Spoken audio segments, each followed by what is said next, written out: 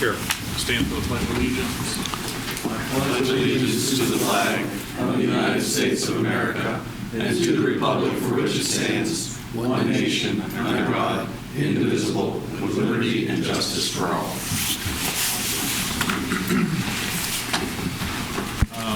For approval of minutes, council meeting held on November 25th, 2024. Second. Motion is second. All in favor? Aye. Opposed? 7-0, Mr. Lauer. Special reports, Peters Township Public Library. Yeah, I asked Lacey and Shannon to come tonight. They've been involved in an initiative with the school district that I thought was noteworthy, and I thought council should be aware of what's happening there. So, like Paul said, we're here to talk about the library's youth services department tonight, specifically our outreach efforts this fall. So this all really stemmed from a goal in the 2022 strategic plan to be a critical resource for educators through partnerships, collaborations, and program offerings. So just in the last 3 months, we've offered 160 programs for ages birth to 18 with more than 6,000 participants. So this all really started back in August. We invited all of the principals, assistant principals, and the assistant superintendent to the library for a breakfast to just kind of talk about, you know, the importance of our partnership, that we're all part of the education system here in Peters Township, and kind of to talk about how we can work together, what resources we can provide their teachers, and things like that. Yep. And as Lacey said, so we had the breakfast, which was a huge success. So we actually started seeing immediate results from that.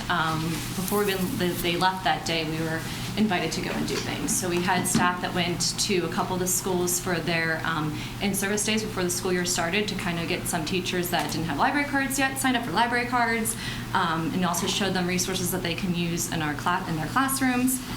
And then we staff attended the new teacher luncheon. We've been invited to attend that for the last couple years, usually at the high school for all the new hires. So staff are able to talk to teachers and to talk about what the library and what we can offer them and help them with. And then from there, it just kind of snowballed into doing so many more things we've never done before. For instance, we went for the first time and visited every single library class at McMurray Elementary. We worked with the school librarian there, so different staff members went into we took a whole week that we blocked off to do it. We would go into the library class and just talk to the kids specifically about what the library has for that age group, which McMurray is actually is a great school for us to work with because they are literally in our backyard. So we talked about how kids with permission slips can come walk to the school come walk to the library after school, and we always have a program for that age group at least once a week, if not more than once a week for the tweens. So they were really excited, and from that also stemmed into the entire 4th grade class throughout October and November came over to the library for a field trip. So they got to take a tour of the library. They got to see the archives, which was really interesting to them, to be able to see pictures and documents and things from, like, they saw pictures of Memorial Elementary School when it was a one-room schoolhouse and how it, like, progressed from there. So that kind of, like, blew their mind because they were just like, well, that's not my school, when the archivist showed them pictures of the school. So that was a lot of fun. And then before they came to that event, we sent home a form to caregivers where they can sign their kids up for library cards, and that resulted in, like, about 200 new library cards per student. So that was really exciting. And since then, we've really seen a huge, like, increase in our attendance for programming in-house with that age group. We even had a lot of really great parent feedback too. We've had parents that came up to us and said, I used to bring my kid here all the time for story time, but I didn't realize that you still had stuff for my kid now that they're in 4th and 5th grade. So that's, like, a huge win for us. And we are kind of just continuing that as the year goes on. We spoke at different PTA meetings. We work closely with the readathon at Bower Hill, and we hopefully will do the same. PV and McMurray's readathons are held in the spring, so we'll hopefully work with them as well with theirs. And this week, actually, we are doing the same thing that we did at McMurray, but at Bower Hill. So all of our youth services staff, we kind of broke up the schedule, and we're each visiting, between the three of us, we'll be visiting all of the library classes at Bower Hill this week. So I was there this morning, and it was the kids, especially kindergartners, they're like, oh, how did you leave the library? So it was a lot of fun to get to talk to them about coming to the library and showing them some resources we have and getting them excited to come and use us. So we're looking forward to seeing how that progresses in the future too. And then we're also going to be working with PV for their family literacy night, and lots of like wonderful things going on from there. So it's a huge credit to Shannon's staff in the Youth Services Department that they've, a lot of these things are brand new this year. They've never been done before, and to be able to start with these fourth graders and like get them excited about the library and wanting to come here is really important. And they've been so sweet to see like this newfound independence as they like walk over for the first time from after school and they show up at the library and they're like just try so hard to be on their best behavior because they are just so excited to be able to do something independently. We also do a lot of outreach outside of the school district with like local preschools and daycares. So we have these takeaways that I'll give to you. So this is actually what we hand out to the preschools, the daycares, the teachers at the school district. This is kind of just like a little top sheet of our outreach opportunities and what we can do for them. Thank you. And these are all of our upcoming programs, and we do highlight in there our Preschool Palooza, which is another one of our partnership programs with all the local preschools. It's like a one-stop shop for families. We have so many great preschools here in Peters Township, and it's really hard for families to pick one. So they can come for our Preschool Palooza next month. We get a chance to meet with local representatives from all the local preschools and kind of see what's going to be the best for their family. So there's some information about that in the flyer as well. Mm-hmm. So kind of moving forward, some future goals that we have of, continuing to expand this partnership with the school district that we now have is we'd really like to figure out a standardized way to get all teachers and students signed up for library cards. So this is a really great starting point because if we're now hitting all of these fourth grade students, that are going to be coming through the system, more and more of our kids will be getting library cards. And we really want to continue the breakfast with the principals and the assistant principals. That really was a great success, and I think next year, based on Shannon's new partnerships, we'd like to invite the school librarians as well to attend that event and kind of talk to us about potential partnership opportunities. So do you guys have any questions for us? Sounds great. Thank you. It is great. Thank you. One of the things I just have to commend the library on is that certainly under Lacey's leadership, they have moved out of just that building. And so, last Friday night, you see them as part of the program, for the holiday program that was over at the community center. Novel November, it's something that's outside the library. It's not only a community event, it's a regional event, and it occurs up at the high school. And I think they're really to be commended on not only this effort they described to you, but everything that's occurring over in that library right now is amazing. Yeah, I think that's great that you're reaching out to those pre-teens and early teens because I feel like you lose that group and they don't come back. So yeah, that's a great way to get them in the door again. So totally agree. So if they can see we have programs now that interest them, then hopefully we can keep them coming as teens even once they're a little bit busier with their extracurriculars and stuff. Congratulations, really well done. Thank you so much. Thank you for what you do. No, we love it. Yeah, thanks for taking the time to listen to us. Absolutely appreciate it. Yeah, sure. Question. Who all do you give this to? I know that we get them as residents. Yes. But do you hand these out to the schools? So we don't hand the flyers out to the schools unless they request them. But they will maybe promote one of our programs on their morning announcements to the kids. We do sometimes send them to the preschools because preschools request them a lot. We'll run up copies for that. So it just depends. But really, our newsletter is what gets the most attention. So we try to really encourage people to sign up for our e-newsletter. That's why there's a QR code right in the cover of that, because I feel like that is what really drives our attendance. Is people get that email, they're like, oh, this is coming up, and then they register because it's a direct link to register for it. So that seems to be what gets the most. So there's a lady that, if you don't know about her yet, her name's Shelley Belcher. Oh, Yes. Okay. Yeah, and she'll send out stuff too. Yeah, so she'll do the community bulletin. We have, for example, the Preschool Palooza. That's a really big event that we want a lot of people to make sure they know about. So Shelley usually will send a blast about that for us. Because this would be great, because I get that booklet for the township, and I look through it usually and then put it away. So my kids pretty much never see it unless I bring it up to them. So I'm going to go home and give this to my daughter, and I already see multiple things that I'm Great. sure her and all of her friends would want to do, and so I'm just saying. So we do these brochures seasonally. They kind of follow the same structure as our store plans, which is 4 times a year. And we have these printed, and they're right in the youth services department for people to grab. We take them to events, so we just handed them out, like Paul said, at the holiday kickoff event on Friday. So yeah, we are trying to get them. And the other people I would say, if you could maybe get into some of like the school counselors, because I feel like they do things with, they do these like groups within the school, lunch bunch and things like that to try to get new students like acclimated and maybe kids that are having a hard time or just different types of kids together. But they might be able to like say, hey, like to other kids, like maybe you would want to look at some things. That's Just a a good thought. suggestion. Yeah, for sure. Absolutely. Thank you. Anything else? Thank you very much. Thank you, Thanks, Lacey. guys. Thank you.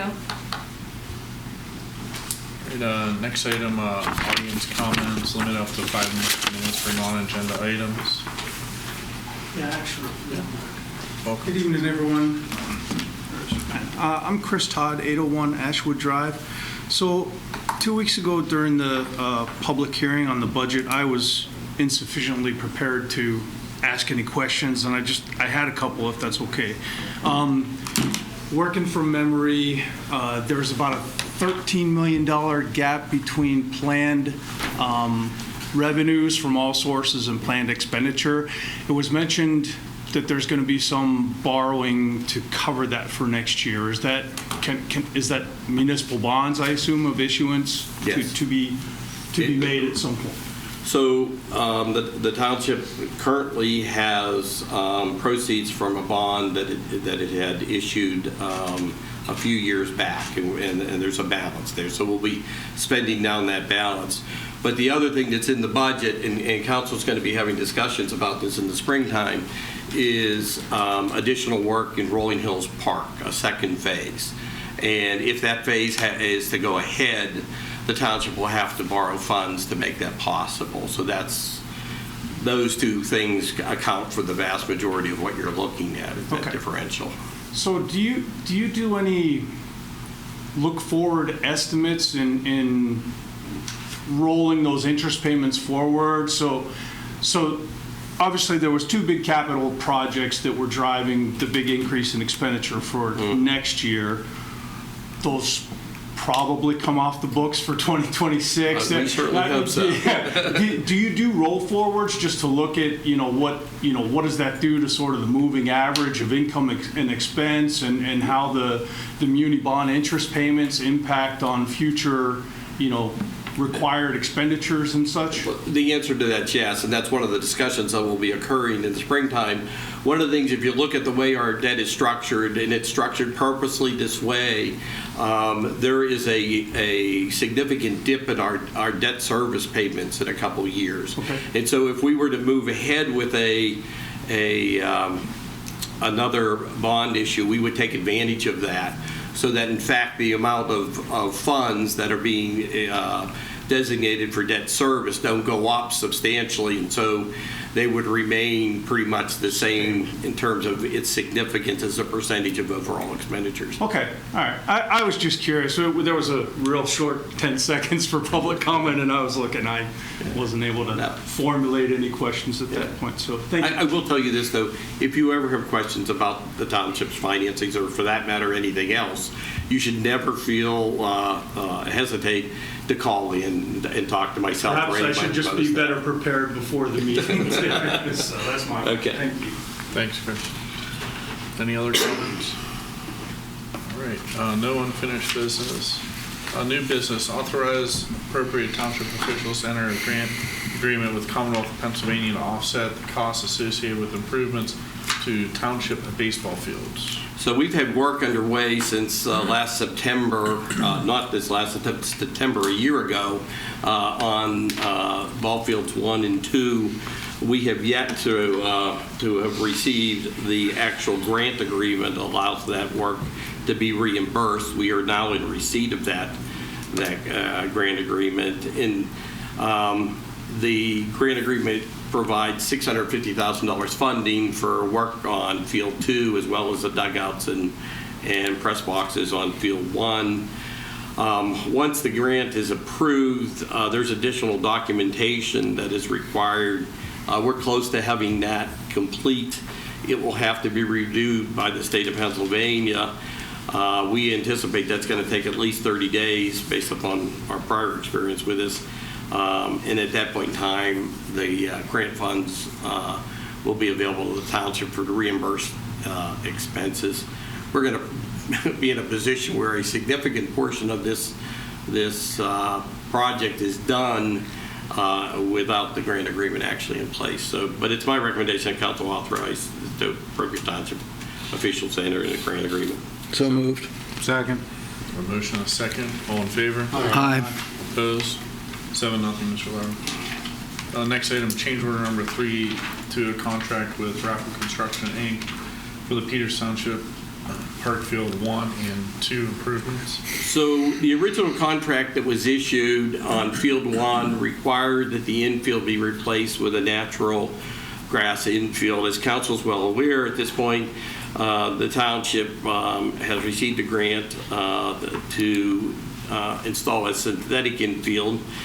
The original contract with Raffle is being amended so that work associated with that natural infield be eliminated and therefore results in a credit of $100,415.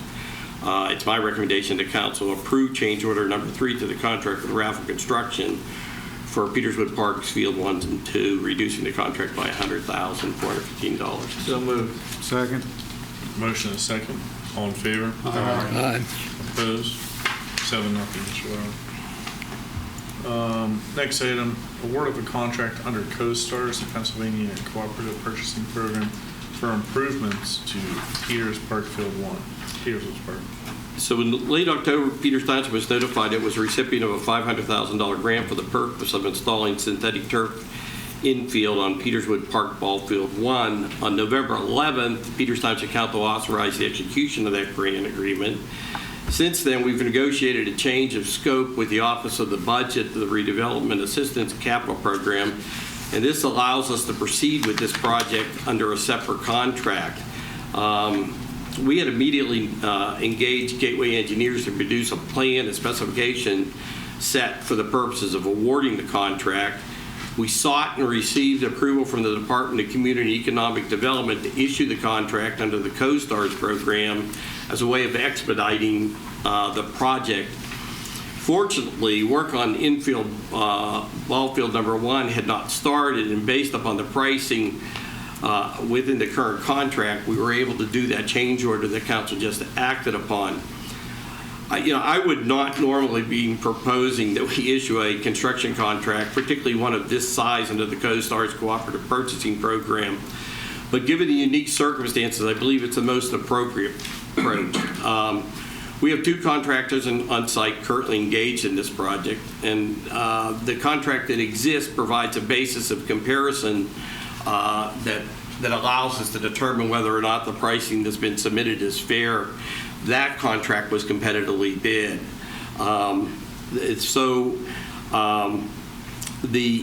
The project cost is, and it will be a COSTARS contract with Force Turf Solutions. They'll be the prime on this, and Raffle Construction is going to be engaged by them to be the subcontractor.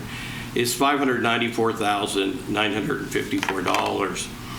Now, when we applied for this grant, we had cost estimates from Gateway Engineers, and we applied for this grant probably a year and a half ago.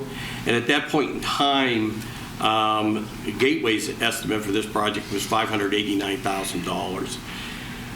So beyond everything else, quite frankly, if we were to go out and competitively bid this and this price would have came in at this number, I'd be sitting here recommending that you award the contract. So with that in mind, it's my recommendation that council award a contract to Force Turf Solutions in the amount of $594,954.16 for the installation of synthetic turf on Peterswood Park Field 1. So moved. A motion and a second. I have a question about this. Mr. Brooks would like to see additional fencing installed. Yes. Where is that? It's along the third base side on Field 1. First base. Excuse me, the first base side on Field 1. And the idea is to create separation between the people coming to view the game and the players on the field. So Okay. I think there may be an opportunity to do that. I think we can do it a lot cheaper outside of this contract because we can probably not have to pay prevailing wage to have it done. Okay. And that's the other thing is that you're going to get a change order. You're going to see another change order. And is that, I don't know whether that's at the next meeting or not. Okay, at the next meeting, there are some additions that have occurred in the course of the project that we want to collect those all up and have the change order process this year. And then in addition to that, on the synthetic field, we need to buy a portable mound. We can do that cheaper outside of this contract than we can if we do it inside the contract. So, And when would you Have we ever had a portable mount? I don't know the answer to that. Certainly, I don't recall. Dave Brooks is certainly aware. The thing about both of these fields is the fields have been designed to allow the play for multiple ages. And not only that, they've been designed to allow play for softball as well. Okay. And so I think what it's going to do is enhance the use of the fields. Okay. When can this start and when's estimated time of finishing it? This contract will run concurrently with the existing contract that's out there. Completion's supposed to occur by the end of April, but a lot of that has to do with what this winter looks like. And so what I'm not prepared to do is to make the promise that everybody wants to hear and guarantee that baseball will be able to play on this field this year, because I can't do that. Sure, but we're doing our best to make that happen. We're gonna do our best. The contractors understand what the desire is. Everybody's gonna work towards that. Okay. Very good, thank you. I have a motion and a second. Any other discussion? All in favor? Aye. Opposed? 7-0, Mr. Lawyer. Next item, ordinance amending Peters Township Code of Ordinances, Chapter 410, Vehicle and Traffic, Section 9, Stop Intersections. So in response to safety concerns expressed by residents, we requested Mr. Mudry to study the intersections of Crosswinds Drive and Crossroad Court in the intersections of Sutherland and Roebuck Drive. So this is what you see at Crossroad Court. We have attempted to put pedestrian crossing signs up. That has not worked. The bus can't make it around there and not hit those signs. It does meet the warrants for a four-way stop. The sight distance coming off of Crossroad Court is such because of the vertical and horizontal curves that it meets that warrant. So it's the recommendation that we move ahead with it there. And you have pretty much the same kind of situation on Sutherland where it meets Royal Brook. There is a sight distance problem coming out of Sutherland, and it's Mr. Mudry's recommendation that we place stop signs on that road. So moved. A motion and a second. All in favor? Aye. Opposed? Hey. 6-1, Mr. Lauer. Approval for recording purposes, the Trax Farm Subdivision Plan 5 dated June 21st, 2024 for Trax Farm Inc., Earl T. and Diane Trax, and Ross Family Farm LLC as prepared by Keystone Surveying and Mapping Inc. So on July 17th, Keith Higgins, on behalf of the owners of these properties, submitted an application for a subdivision, and where the lots are perhaps not normal in shape, the subdivision is actually fairly straightforward. You're taking one large tract of land, tract 3, and you're, for the most part, taking off a portion of that on the other side of Turkey Foot Road and combining it with an existing property number 2.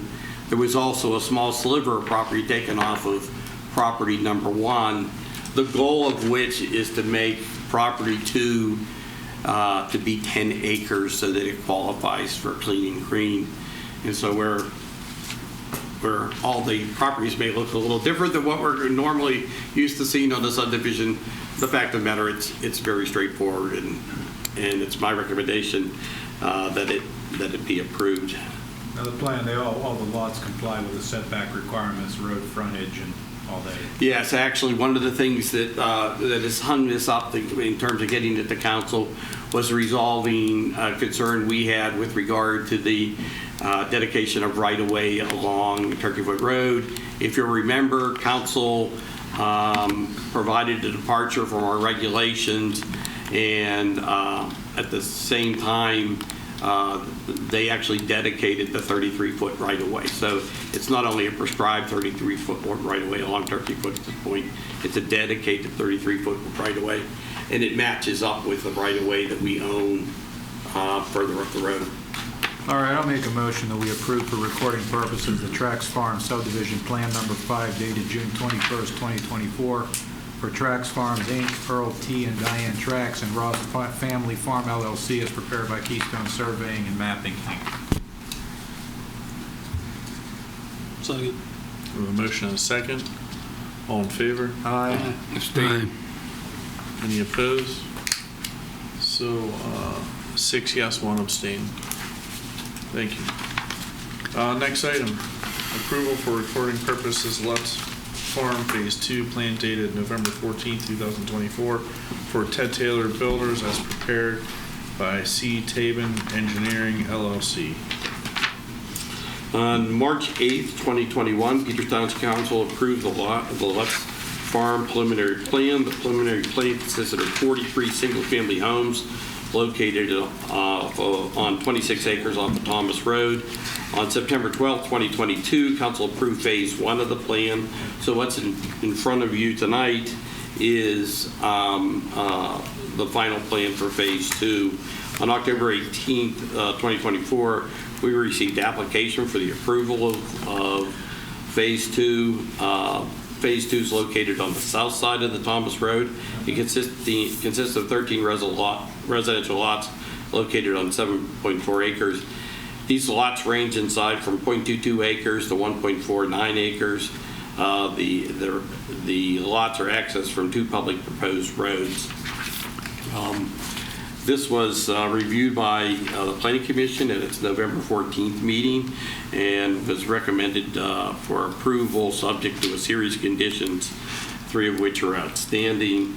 In addition to the conditions recommended by the Planning Commission, the Planning Director recommends the following conditions. 1, provide the final HOA document to include clear written descriptions of all facilities and easements that will ultimately be owned and maintained by the Homeowners Association to be reviewed by the Township Solicitor.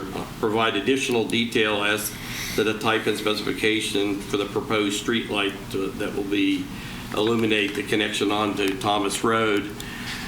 Note in the sign legend that the temporary cul-de-sac will have an appropriate signage as determined by the Township, and 4, the developer to execute a required subdivision improvement agreement and post all fees and escrows, financial guarantees for all remaining public improvements prior to the Township releasing the plan for recording. It's my recommendation that Council approve Lutz Farm Plan Phase 2 subject to conditions recommended by the Planning Commission and the Planning Director. So moved. Second. A motion and a second. All in favor? Aye. Opposed? 7-0, Mr. Lauer. Next item, discussion concerning proposed request for proposals for the comprehensive plan. So one of the things I had sent out to you was a copy of the draft of the RFP for the comprehensive plan update. It's also included in the docket. I wanted to give Mark a chance tonight to go over with council and discuss that briefly and then get some inputs. Yes, as Paul said, we have in the packet tonight the RFP that we're looking to send out to for advertisement for the comprehensive plan update project. As you may recall, this is, as the name states, this is going to be an update to the existing comprehensive plan. We're not doing a full-blown rewrite. We're basically looking to build upon the existing work of that comprehensive plan and then make some modifications to bring that more current to meet our current needs. So some of the items that we've included in the in the RFP in front of you there that we're looking to have the consultants address as part of this project would be to, first and foremost, take a look at our existing goals, objectives, guiding principles, and validate them and/or make any changes that we would see needs to be done. Also, we'd be asking as part of the project that the consultant update any demographic information included in the existing comprehensive plan, as well as provide any other demographic information that might be necessary. But also take a look at some of the market and development trends that we see currently, see if there's any changes from what we've been seeing in the past, and identify any issues with those trends. In addition to that, the RFP is also looking for the consultant to help us identify and address any type of emerging issues or trends. There's a couple that we specifically note in the RFP document, that being for housing and dealing with housing on smaller lots or different types of housing, as well as how to deal with cell towers and the changing technology around wireless communications and how that affects land development. And it also added a new section in there for a new component to the the comprehensive plan, which would be the official map. This is something that we'd like to have the developer or the consultant work with us to develop so that we can then better address future needs of any type of public facilities, be it transportation corridors, parks, any other type of public land. That's typically what the official map is used for. And then lastly, what we'd be looking for from the consultant is an update to the implementation plan in the comprehensive plan, as well as identifying the action steps to implement the update to the comprehensive plan. So for tonight, there's 4 items that we're looking for feedback on. First and foremost, we're looking to see if there's any comments on the RFP notice that we've provided in your packet. We'd also like to discuss the proposed schedule, or get your blessing, I guess, on the schedule. Right now, we're looking to advertise in the beginning of January with the goal of awarding a contract in March. In between there, we'd also be holding a pre-application meeting for prospective consultants to first off get our input on what we see as the project entailing, but also then get their input and answer some of the questions that they may have.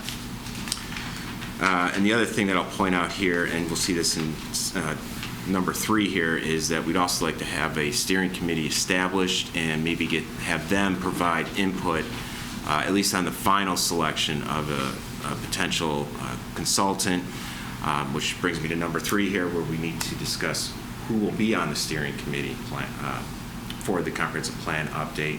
Right now, our thoughts are that it would be a 7-member committee. We would include 2 planning commission members, 2 council members, potentially a zoning hearing board member, and that still leaves room for others. We feel that the PC members and council members are probably the most, or definitely 2 groups of people we'd like to have, but we'd like input as to who else we should include on the committee. And then lastly, with that said, we'd like to then get volunteers for the comprehensive plan update steering committee. So with that, right now, do we have any comments on the RFP notice itself, the advertisement? Do we have any information of currently engaged consultants working in Western Pennsylvania here? We have not looked into who else is working in the area. One of the things that we're going to do is we're going to advertise in the Pennsylvania chapter of the American Planning Association, probably the American Planning Association. There's a number of other consultant websites that you can post these types of advertisements on. And I'm not sure if we discussed who else will be sending this out to. Did make a commitment to those who had sent in applications last time for the last round that we did this, that I'd provide them with notice of this RFP as well.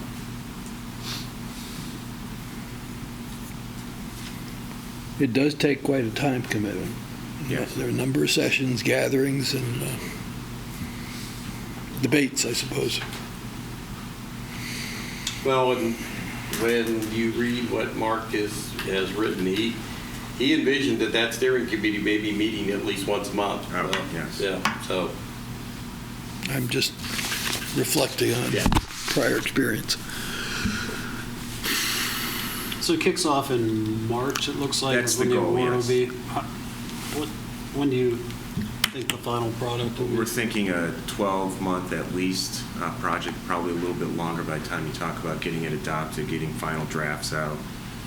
It does need to be reviewed by the county's planning commission, so it'll probably be a little bit more than 12 months.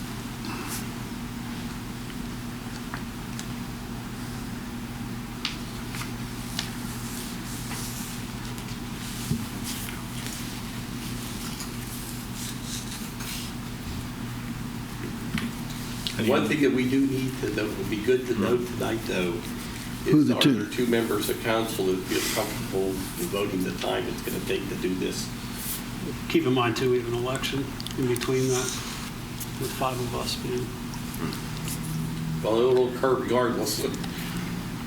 Well, I know Frank had already made me aware of the fact that he was willing to serve, and I said that I would be willing, but I have been part of it before and certainly would prefer, a new blood to introduce. But if, because of the election coming up, it has to be the two of us, I think the township's in good hands.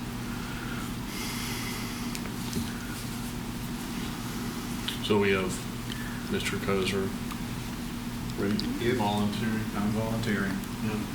And I'm also willing to do it. Very good.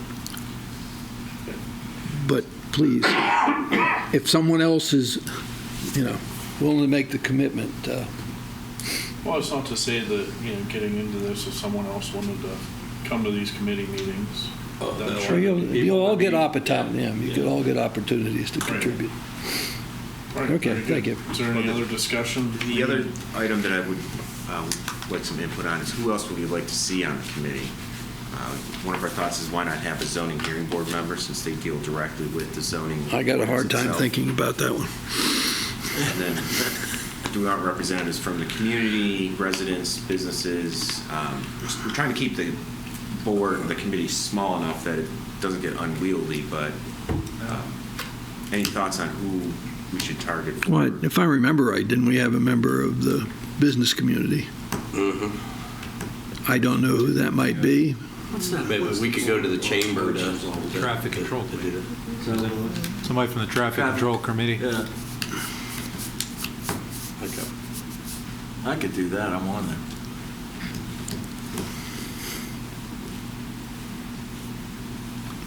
But I actually think having somebody from the zoning hearing board would actually I be an agree idea, with because I think, again, we're having this difference in what we view the zoning hearing board should be doing. I think it's good to have people engaged so that they understand where everyone's coming from.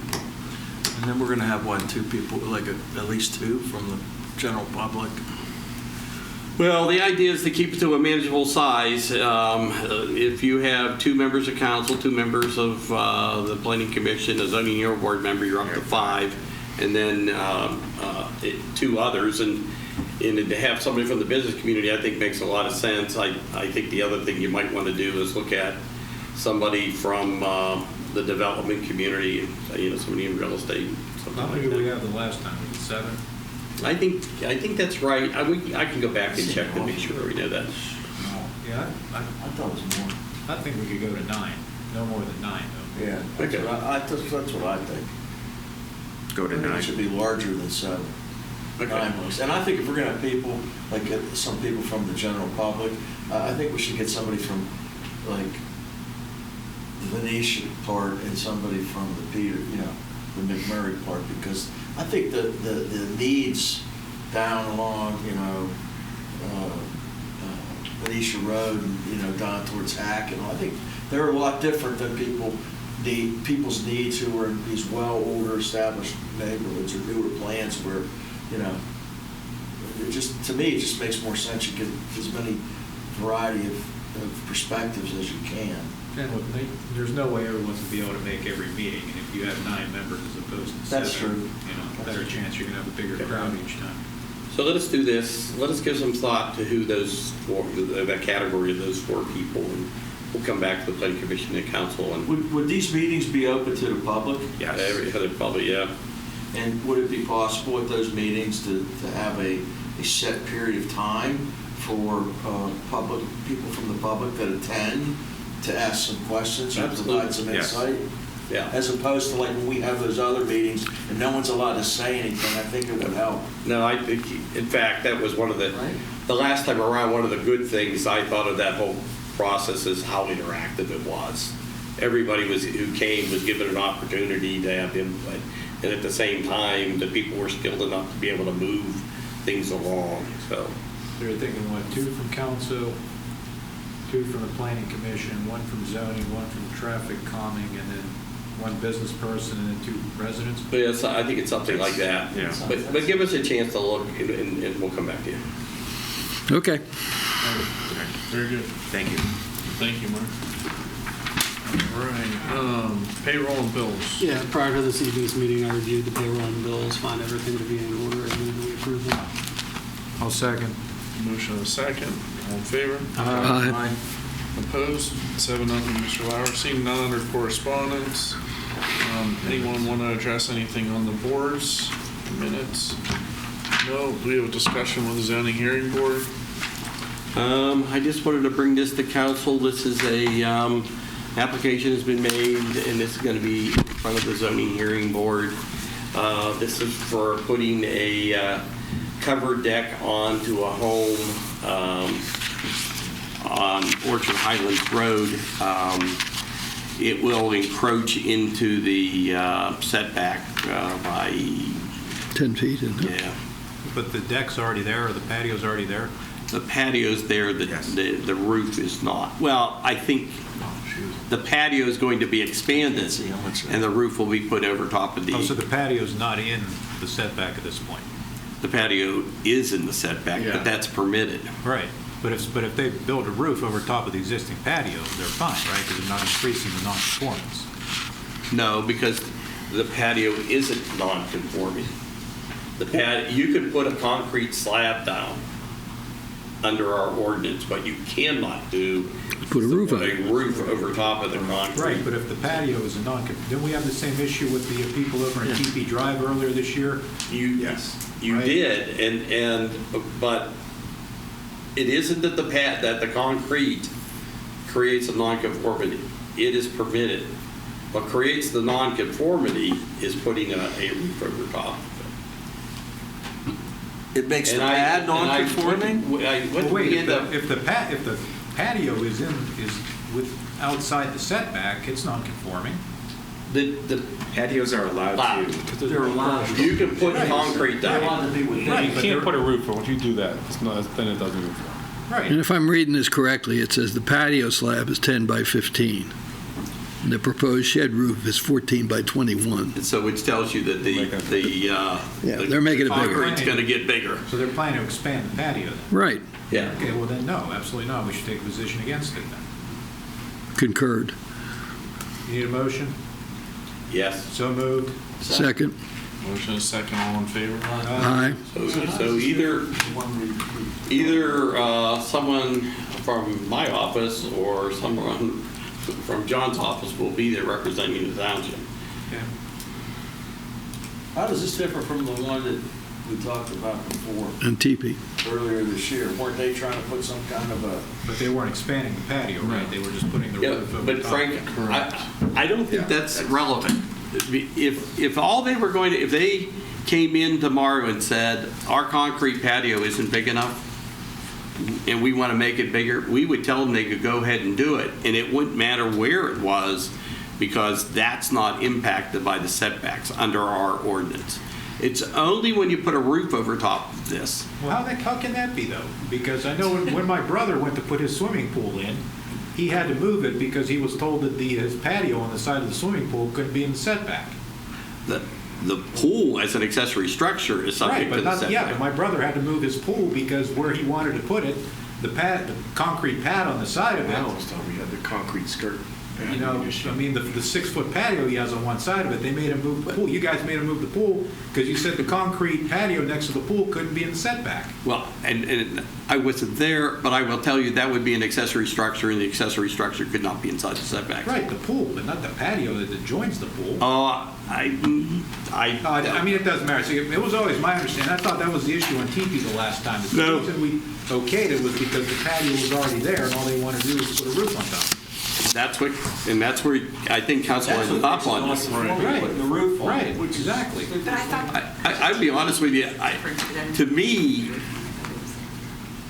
I think our ordinance ought to change so that it can accommodate this. I'm not sure that you should be able to put a roof up against the setback, the property line, but I'm not sure where the harm is here. And but. So is this like a freestanding roof? Like it's not tied into the home's roof? No, it'll be right? tied into that.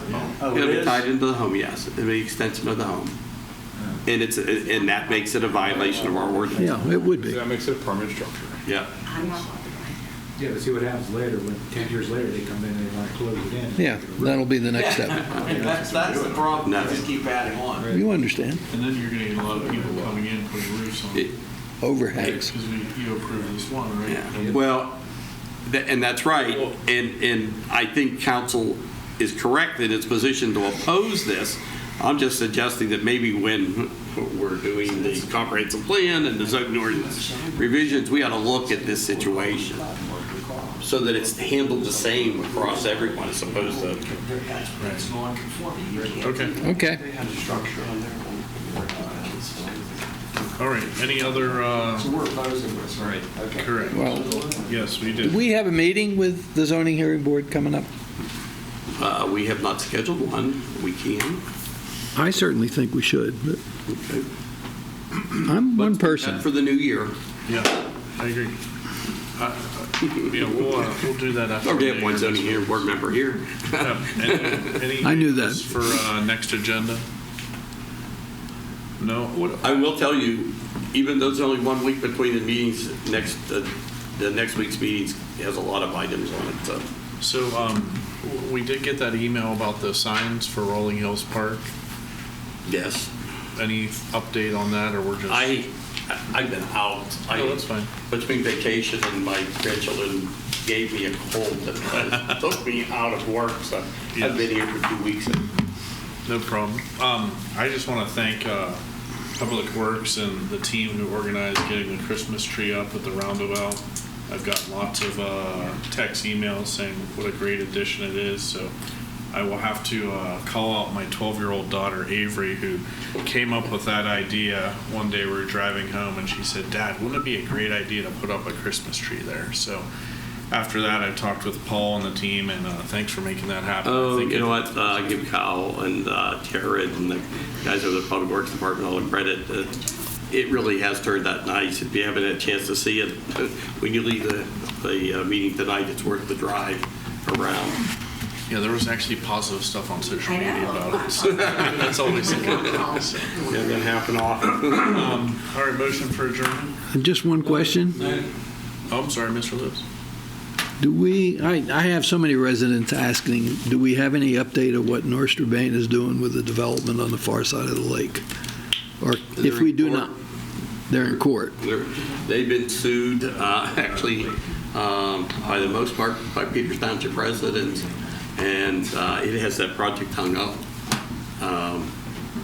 But North Strabane is not in opposition to this project. No, I'm aware of that. Yeah. I think it was just more of the standing of it. Yeah. We were contacted by the Allegheny Land Trust. It's not clear to me that they have an interest in this project, so I don't know. I don't know. Thank you. Any other comments, discussion? All right, motion to adjourn.